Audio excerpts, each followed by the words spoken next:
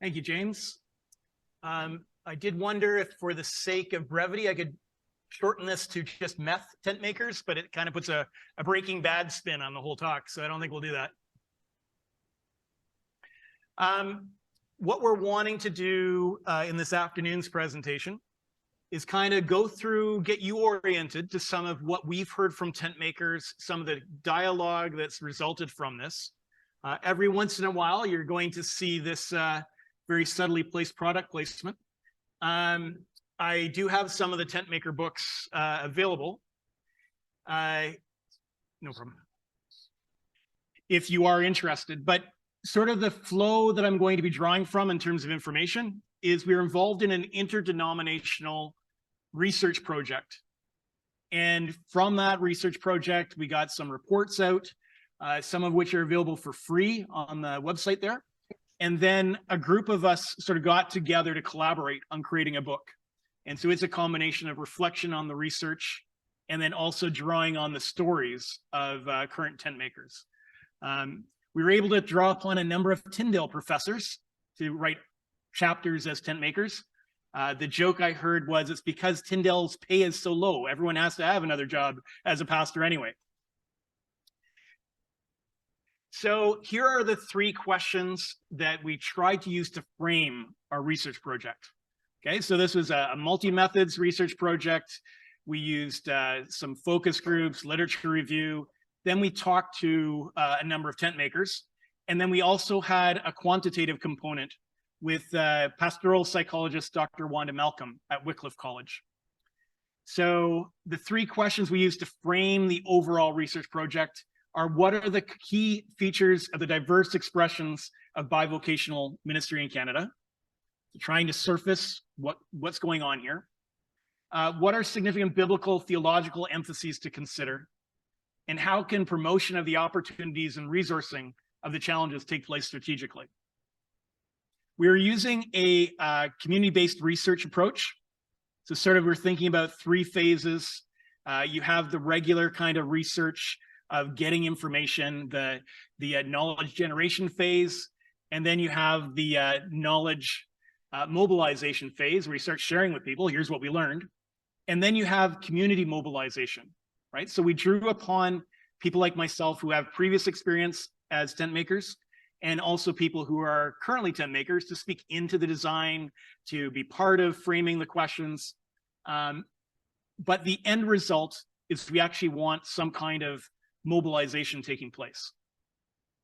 How can we better help people who are balancing both congregational leadership and other work? How can we engage people meaningfully in the discernment of, is this the right path forward for you as you pursue your calling? And what does that mean for us as a church at large? So you folks are coming in on the community mobilization phase. I'm seeing you folks as some of the participants and the workers here. And that's where I want to reach in this conversation. So I'm going to talk fast. For those of you who are my Salvation Army employees, you haven't often been exposed to fast talking James. You may never want to be again. But talk fast through the presentation just to get you guys prepped so we can have some conversation at the end. I put up the cover page for our larger research report. There's a lot of people on here. This is just a fraction of the number of people from the different denominations, parachurches who participate in helping inform us, help things happen. For any of the Free Methodists in the crowd, I do have to underline Amy Bratton's name. Amy has been like our administrative quarterback. She's really been the centerpiece of making everything go forward. If you know Amy, you understand why that would be possible. But we had a number of partners involved. So who did we talk to? We talked to 16 women, 24 men from a bunch of different provinces. We talked to people who self-identified in their congregational role as being like a lead or solo pastor or an associate pastor. People who are specialists. So someone who's, for example, a youth pastor and a multi-staff team. Church planters. We had a number of church planters in our interviews. Co-pastors. So, often that was spouses that they were pastoring together. and volunteer ministers. So people are getting no pay from the church. About 20% were born outside of Canada. So that's approximating Canadian national averages. I know that feels low for those of you in the GTA, but that's sort of the national. And about half of them were Free Methodists or Salvationists. So there we go. That's our Wesleyan content.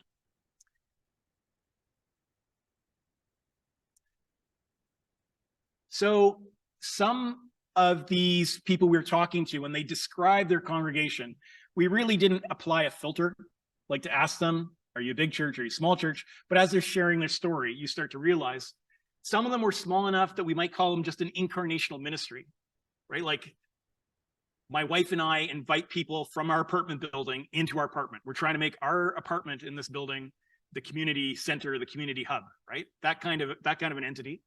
And then we had some people who said, yeah, they're part of a multi-staff team at a congregation. We had a mix of urban and rural churches in the study. What are key features of the diverse expressions? So when we were asking people, who do you know who's a tent maker? It was an awkward question, the Salvation Army, because the whole tent maker bivocational doesn't resonate. We had to talk about, well, multi-role. Like if you're managing a thrift store and you're also functionally the pastor of your congregation and you're also providing a food bank for your community, other denominations consider that more than one job. But in the Salvation Army, there's sort of a theology around, well, we're called to the community and do whatever, right? So we had to adjust the language a little bit. But as we were hunting for people, we were looking for people who had a diversity of tasks. We knew we weren't in this study going to be able to be representative and do sort of a sample of everybody in Canada who's involved, but we tried to find people who had diverse combinations of congregational leadership and other work. So what did they do? There are 44 different roles. Those of you who are good at math, if we interviewed 40 people and there's 44 roles, we had to shift the language partway through the study from bivocational to multivocational. Some of our people were identifying they had like more than one other side gig. Or sometimes their church was one of the multiple side gigs that they had. I've tried to, for brevity's sake, kind of categorize some of the roles that we heard. This is just a rough categorization, but some of the work they were doing was stuff that we might recognize in one way or another as ministry. Right, one person was an editor for their denominational Sunday school material. We had a variety of different chaplains. Someone was a coach for church planters in their denomination, but it was like a fraction of their time in a week. The funeral and wedding officiants were not doing that for a church. They were doing that for a business. The funeral officiant, he said, yeah, I'm on a 24-hour call. Funeral home contacts me and I have to decide right away, can I take this funeral from someone in the community or do they need to call somebody else? The wedding officiant had set up their own company to do weddings. Here's an example of the week of one of our tent makers. So this person is a business analyst by day and pastor by night. So they share preaching with someone else who actually serves multiple churches in their network of churches. They're one of those churches that always has food. You might want to go there. And the day, pre-COVID started with a 5 a.m. wake up in order to be able to do the 1-hour commute. So they said, yeah, sometimes I can study during my break time. In the evenings, this lighter pink is sort of, it depends on the week as to whether or not they're doing this, but it could be home visitation or it could be prayer meeting. Wednesday nights, we're always committed to mentoring or prayer meetings. This is a church that invests heavily in mentoring of other leaders. You might want to take note of that when we start talking about what can congregations be doing. Light pink here, home visitation, and the Friday evenings was always youth or prayer meeting. Saturday, they didn't want to tell me what they're doing. I'm hoping they're taking some time for themselves. This example, the person is a chaplain, but they're in a rural area and they do chaplaincy on Monday at the regional health center. They go into a hospital and they meet with people. Tuesday morning, they're doing telehealth chaplaincy, which I didn't know was a thing. Then, you can see they're doing church stuff in the afternoon at the office. They're in at the church office on Wednesday. On Thursday, they have prayer meeting and church office work. And Friday, they actually would do mobile palliative care, where they drive to the person's house and offer chaplaincy to them in their own home as they're sort of in palliative care. And Saturday, they reserve for hanging out with their kids. This particular individual, they start at 4:45 in the morning with their devotions to go to the gym. They're very disciplined people. It's almost like they work for an army. 8 a.m. to 9 a.m. they go to the gym, and then they're doing social service stuff for the rest of the day. Tuesday, they're doing some social service stuff, but because it's an integrated kind of facility, they can do Bible study as part of that. They have chapel. Wednesday's their day off, but they're doing a master's degree. And so part of their day off, their recreational activity is getting papers written. And then in the Wednesday and Friday evenings, they're doing community meals. Thursday, intercession. They have a bunch more. There's a very multifaceted social service work that they were providing within their city.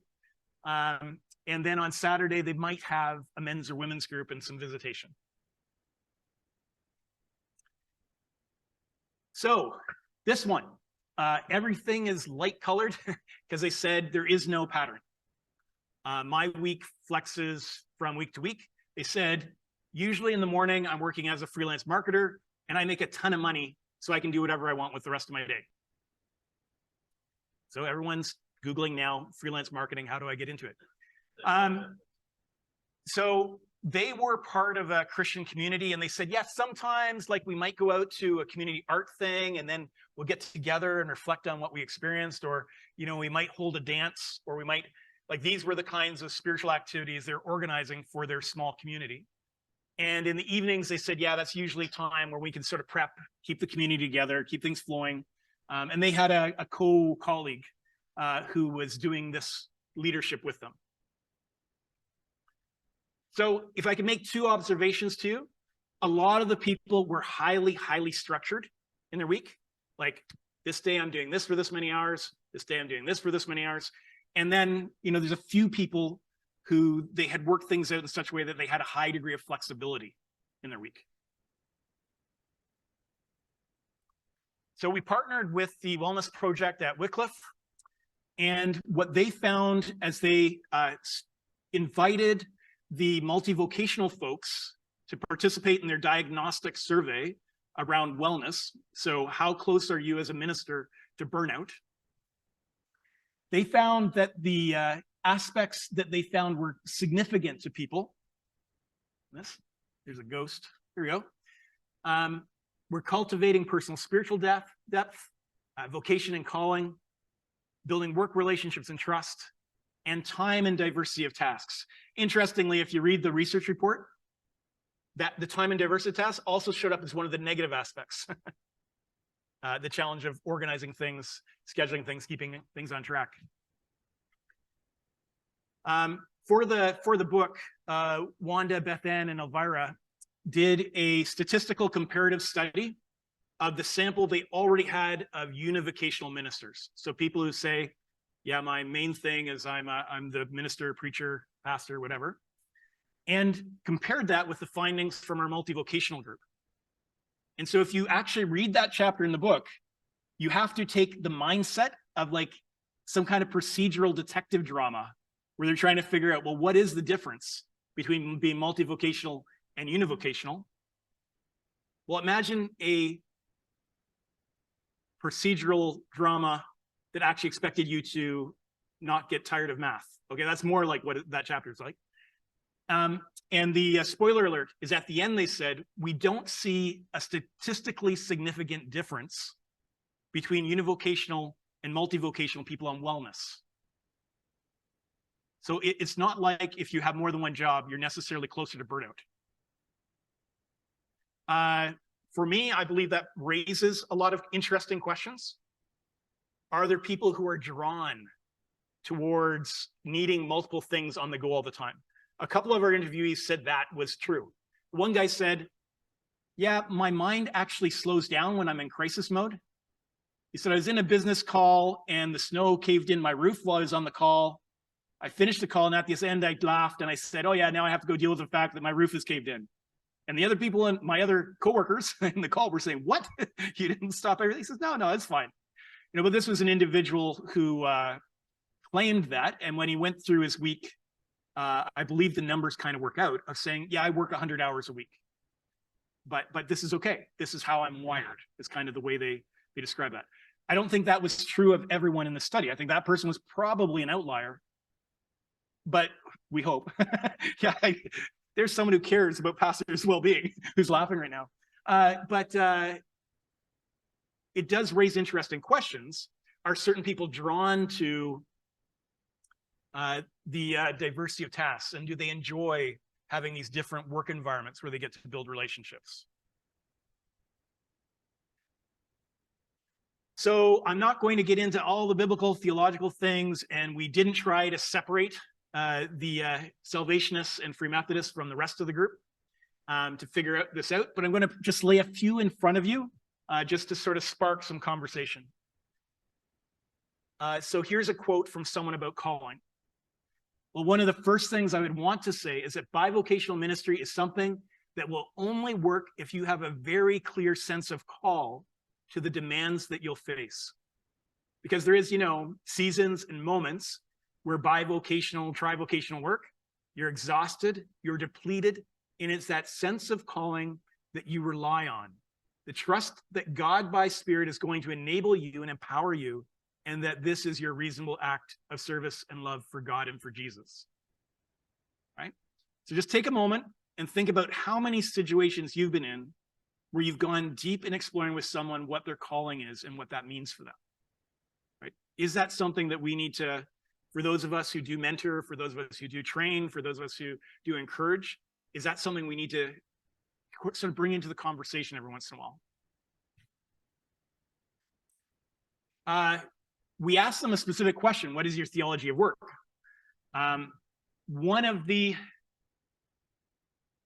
interviewees was very brief, said it's all spiritual.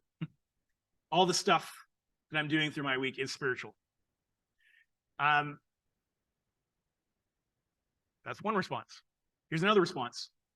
This person said, oh yeah, I just preached on that. So this was like the pop quiz they're already prepared for. So I think, doing your work as unto the Lord, as the scripture would encourage us to do, is really faced with that daily. And then also understanding that people watch, right? People knowing the pastor, the minister, they're watching how they respond to things and how I treat people and how I treat customers and how I speak to managers, how I deal with challenges. It's just daily life.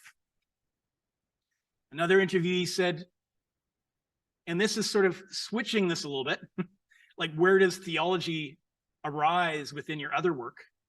He said, what I've learned in my agricultural career informs my church ministry. Like there are things I've learned, agricultural and farming, that are really quite vital for me. And I'm a better pastor because I do this other stuff. And also on the other hand, my church ministry informs my farming. And so they mesh. And I think both careers are richer because of that. Many of my sermon topics have come from my agricultural experience, and they're contemplated on the tractor seat. For the record, there's like one farmer out of the 40. But this is you can imagine this kind of reflection taking place for other forms of work.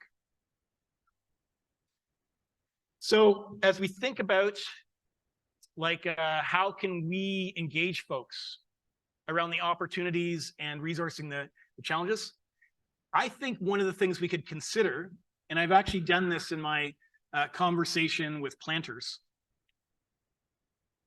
with core planters or church planters, is to ask them, well, these different parts of your life, are they integrated? Or is there a way in which the other work you do sort of complements? It gives you a break from pastoral ministry. It gives you something different that you do. It helps you engage in a different way. Is it just the money? Right? So you're doing other work because it brings in some income and addresses financial sustainability issues for your ministry or church? Or are you feeling like there's some tension, that these pieces aren't working well together? And then what do we need to talk about in terms of sorting that out?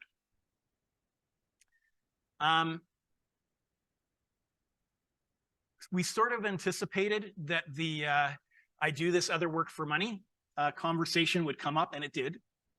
There's a few people who said, yeah, I took on the school bus driving job in order to do my doctor of ministry and to pay for tuition. But now that I'm done that, I'm expecting I'll get a full-time pastoral position, and I'm going to leave that behind.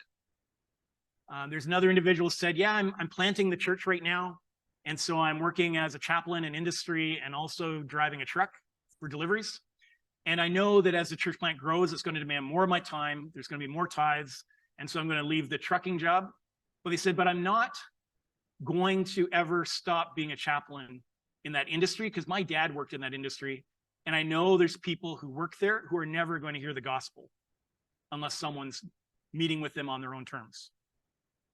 Right? So for that individual, they saw sort of a complementary and integrated thing. It upheld their family tradition in that industry, and it also gave them an opportunity to connect with people that they wouldn't necessarily be able to just with their identity of pastor.